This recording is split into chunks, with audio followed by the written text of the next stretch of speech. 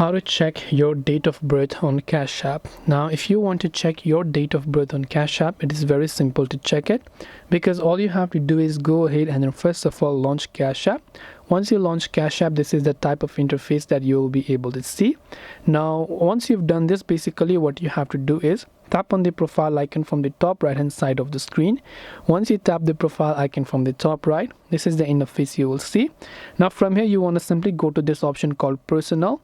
Under personal, you'll find your personal info right here, and there you'll be able to find your date of birth and other information. You'll also find them within other options right here to be able to see all of those features.